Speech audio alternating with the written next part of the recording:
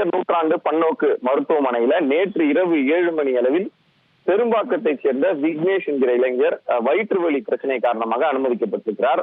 அவருக்கு மருத்துவம் பார்த்து முதற்கட்ட மருத்துவ விசாரணையில் அவருக்கு பித்தப்பை கல் பிரச்சனை இருப்பது தெரிய வந்திருக்கிறது. இதனை அடுத்து நேற்று இரவு 7 மணிக்கு அனுமதிக்கப்பட்ட அவர் நள்ளிரவு 12 மணிக்கு அவசர சிகிச்சை பிரிவிற்கு மாற்றப்பட்டிருக்கிறார். தொடர்ந்து அவருக்கு அங்கு சிகிச்சை அளிக்கப்பட்டிருந்ததாக தெரிய வருகிறது. இதன் காரணமாக இன்று அதிகாலை அவரது விக்னேஷ் என்பவர் திடீரென உயிரிழந்து விட்டதாக மருத்துவர்கள் அவரது உறவினரிடம் தெரிவித்திருக்கிறார்கள். விக்னேஷ் என்பவருக்கு திருமணமாகி 2 வயதில் ஆண் குழந்தை ஒன்று இருக்கிறது. அவரது உறவினர்களும் தற்போது மருத்துவமனை வளாகத்தில் இருக்கிறார்கள். வயிற்று வலி காரணமாக அனுமதிக்கப்பட்ட இளைஞர் எவ்வாறு உயிரிழந்தார் என கேட்டு அவரது உறவினர்கள் அவசர சிகிச்சை பிரிவு முன்பு கூச்சலிட்டு கோஷமிட்டனர். அதே போல மருத்துவர்கள் உரிய முறையில் விசாரணை நடத்தவில்லை எனவும் உரிய முறையில் சிகிச்சை அளிக்கவில்லை என்பதையும் குற்றச்சாட்டாக முன்வைக்கிறார்கள். அதே போல ஏற்கனவே விக்னேஷிற்கு வயிற்று வலி பிரச்சனை இருந்ததாகவும் இது தொடர்பாக தனியார் மருத்துவமனையில் அவர் சிகிச்சை பெற்று வந்ததும் அங்கு மேல் சிகிச்சை அளிப்பதற்கு போதிய பொருளாதார வசதி இல்லாத காரணத்தினால் அரசு மருத்துவமனைக்கு அவர்கள் அழைத்து வந்ததாகவும் அவர்கள் உறவினர் தரப்பில் தெரிவிக்கப்பட்டிருக்கிறது. முதல்கட்ட மருத்துவ விசாரணையில் ஏற்கனவே தெரிவித்தது போல் அவருக்கு பித்தப்பைக்கல் பிரச்சனை இருந்திருக்கிறது. அதனுடைய தீவிரம் என்ன என்பது குறித்து இதுவரை தெரியவில்லை.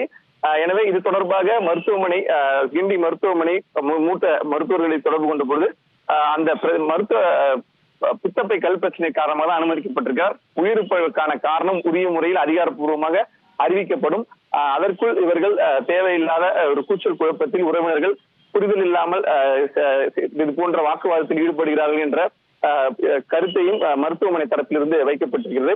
உடனடியாக ஏற்கனவே இங்க இந்த மருத்துவர் பாலாஜி கத்திக்குத்து சம்பவத்திற்கு பிறகு இங்க பலத்த போலீஸ் பாதுகாப்பு போடப்பட்ட நிலையில கிண்டி காவல் ஆய்வாளர் உடனடியாக உறவினர்களிடம் பேச்சுவார்த்தையில் ஈடுபட்டு அவர்களுக்கு என்ன பிரச்சனை நடைபெற்றது என்பது குறித்து விரிவாக தெரிவிக்கிறோம் என்கிற கூறியிருக்கிறார்கள். அதனை ஏற்க மறுத்து தொடர்ந்து காவல்துறையினரிடமும் அவர்கள் வாக்குவாதத்தில் ஈடுபட்ட நிலையில தற்பொழுது மருத்துவமனையிலும் காவல்துறையினரும் சேர்ந்து அவர்களுக்கு விளக்கம் அளிப்பதற்கான அந்த ஏற்பாடானது செய்யப்பட்டிருக்கிறது. அவர்கள் தற்போது முதல் தளத்தில் அவசர சிகிச்சை பிரிவில் அந்த உறவினர்கள் தற்போது அனைவரும் அமைதியாக அமர்ந்திருக்கக்கூடிய காட்சியில தான் நம்மால் பார்க்க முடிந்தது. அதுல வரையும் கூட ஒரு டாக்டர் வந்து பாக்கலைங்க. அப்புறம் 5 நிமிஷம் தான் தாங்கும், ஒண்ணும் கிடையாது அப்படின்ட்டாங்க ஒரே வார்த்தை. சார் இங்க பாருங்க சார், இது நல்லா பாத்துங்க சார், இதுதான் சார் ஓபிசிடா சார். அவங்க உள்ள ட்ரீட்மெண்ட் எடுத்த ஓபிசிடி எவ்வளவு அழகா போட்டிருக்காங்க பாரு சார். பேப்பர்ல எழுதி எவ்வளவு அழகா ஓபிசிட போட்டு வச்சிருக்காங்க பாருங்க சார், நல்லா பாருங்க சார். கேட்டா இதை கொடுத்து இந்த ட்ரீட்மெண்ட்லாம் நடந்துச்சான். இது இப்ப காலையில எழுதினு வந்தது சார். இப்ப இது காலையில இப்ப எழுதினு வந்தது வெறும் பேப்பர். இது பாருங்க எப்படி நடக்குது பாருங்க. இது ஹாஸ்பிட்டல், இங்க பாருங்க இது ஹாஸ்பிட்டல், எப்படி எழுதினு வந்திருக்காங்க பாருங்க. இப்ப எழுதினு வந்து கொடுத்துட்டு இதுதான் ட்ரீட்மெண்ட், அதுக்கான சம்மரியா, ட்ரீட்மெண்ட்டுக்கான சம்மரி பாருங்க. ஒரு உயிர் போயிருக்கு, ஒரு உயிருக்கான சம்மரி இது. இதுதானா அரசாங்கம் நடத்துற ஹாஸ்பிட்டல்? சொல்லுங்க, ஹாஸ்பிட்டல் இதுதானா? ஒரு மனசாட்சியில 30 வயசு பையங்க, அவனுக்கு எப்படிங்க ஸ்டெமினாவோட இல்ல அவன் போயிருக்கான் அந்த உடம்பை தாங்குற அளவுக்கு. எட்டு வந்து இது மாதிரி பண்ணிருந்தா எப்படிங்க? அநியாயமா போச்சு ஒரு உயிர். செட்டிநாடு ஹாஸ்பிட்டல் அதுக்கு முன்னாடி இங்க வரதுக்கு முன்னாடி செட்டிநாடு ஹாஸ்பிட்டல் பார்த்துட்டு அதுக்கப்புறம் தான் அங்க ஸ்டேட்மெண்ட் வாங்கிக்கினேன். அங்க எங்களால் செலவு பண்ண முடியாதுன்ட்டு ஒரு நாளைக்கு 15,000 ரூபாய் 20,000 ரூபாய் கேட்டாங்க ஐசியூல. அதனால செட் ஆகாதுங்க வச்சு பாக்குறதுக்கு. அதனால என்ன பண்ண வேணாம் நீங்க கொடுங்க அப்படின்ட்டு, சரி நல்லா பாப்பாங்களே அப்படின்றதுக்கோசம் இந்த ஹாஸ்பிட்டலுக்கு கூட்டினு வந்தேன். ரொம்ப நாளா இல்ல டாக்டர். அன்னைக்கு 13ஆம் தேதி நைட்டு தான், அதுக்கு அன்னைக்கு தான் தெரியுமா அன்னைக்கு பித்தப்பையில கல் இருக்கிறதுன்றது. பெயின் வந்ததுக்கு அப்புறம் தான் தெரியுமே. அதுக்கப்புறம் தான் கூட்டு வந்து சரி இங்க வந்தா நல்லா பாப்பாங்களே, இது வந்து சூப்பர் ஸ்பெஷாலிட்டி மருத்துவமனைன்றாங்களே, நல்லா பாப்பாங்களே நம்பி கூட்டு வந்தாங்க. இப்படி அநியாயம் பண்ணிட்டாங்களேங்க. இதுக்கு ஒரு நீதி நியாயமா கிடையாதா? விக்னேஷ் வந்து ஒரு ஒர்க் ஷாப்ல வந்து ஒர்க் இன்சார்ஜா இருக்காருங்க, மேனேஜர் மாதிரி சார். எப்பயுமே கிடையாது சார், இப்பதான் சார் ஒரு வாரமா தான் சார் இருக்கு. அவர் ரெகுலரா இருந்தா கூட போறாளியே, மனசு ஏத்துக்கின்னு இருக்குமே. அப்படி கிடையாது, நல்லா தானே இருந்தான், நல்லா தான் இங்க கூட்டு வர வரைக்கும் நல்லா இருந்தான், நல்லா அருமையா இருந்தான். அழகா கூட்டு போகணும், அழகா நடக்க வச்சு கூட்டு போகணும். கூட்டு வந்து ஒரு நாள் எப்படி உயிர் போகும்?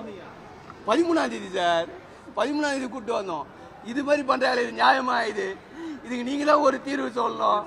30 வயசு ஒரு பையன் இறந்துட்டாலே. மூளையில கல்லுன்ற விஷயத்துக்காக அது தெரியாது சார். இல்ல, இல்ல, அது அன்னைக்கு டாக்டர் பார்த்து அன்னைக்கு எடுக்கிறப்ப தெரிஞ்சதே கல்லு அன்னைக்கு அந்த 13 அதுக்கு முன்னாடி ஹாஸ்பிடல்ல பாத்துருக்கோம். அதுக்கு முன்னாடி ஹாஸ்பிடல்ல பாத்துருக்கோம். அதெல்லாம் சொல்லல. நார்மல் தான், எதுவுமே ஒன்றும் சொல்லல. ப்ராப்ளம் இல்ல அப்படின்ட்டு ஹாஸ்பிடல் பார்த்து அனுப்பிச்சு விட்டா, வேற ஒண்ணும் கிடையாது. இந்த இஷ்யூ தெரிஞ்சவங்க தான் இங்க வந்தோம். சரி அங்க காசு அதிகமா செலவாகுமே, இங்க வந்து பாத்துக்கலாம் அப்படின்ட்டு. இங்க என்ன டாக்டர்கள் வந்து உங்களுக்கு பரிசோதனை செய்ய காரணம் வந்து இங்க வேலை நிறுத்தம் அதுதாங்க உண்மை. அதாவது டாக்டருக்கு வேலை நிறுத்தத்துக்கு காரணம் அதான் எங்க தம்பி உயிரா போச்சு. இந்த டாக்டருக்கு வேலை நிறுத்தம் பண்றாங்களே, அதுக்கு அடுத்தபடியான நடவடிக்கை அரசு என்ன எடுத்தது? இங்க வந்து யாருமே இங்க உள்ளவையாளிகள் யாரும் பொருளாதாரிகள் யாரும் உள்ள வரக்கூடாது போர்டு வைக்க வேண்டியதுதானே. இல்லைன்னா இந்த இடத்துல டாக்டருக்கு யாரும் பார்க்க மாட்டாங்கன்னு அப்பயே சொல்லிருக்க வேண்டியதுதானே. இல்லைன்னா அட்மிஷன் சீட்டு போட்டு ஆதார் கார்டு எடுத்துட்டு வாங்க, அட்மிஷன் சீட்டு போட்டு அப்பயே சொல்லிருக்க வேண்டியதுதானே. இது போல வந்து இங்க ட்ரீட்மெண்ட் பார்க்க மாட்டாங்கப்பா, இங்க டாக்டருங்க இல்லப்பா, நர்ஸ் இல்லப்பா, இங்க ட்ரீட்மெண்ட் எதுவுமே கிடையாதுன்னு சொல்ல வேண்டியதுதானே. எதுவுமே சொல்லாம சும்மா ஒருத்தனை கூட்டம் படிக்க வச்சு ஒருத்தனை சாவு வச்சிருக்காங்களே, இது கண்டிப்பா நீதி கிடைக்கணுங்க, கண்டிப்பா நீதி கிடைக்கணும். செய்திகளை உடனுக்குடன் தெரிந்து கொள்ள உடனே சப்ஸ்கிரைப் பண்ணுங்க.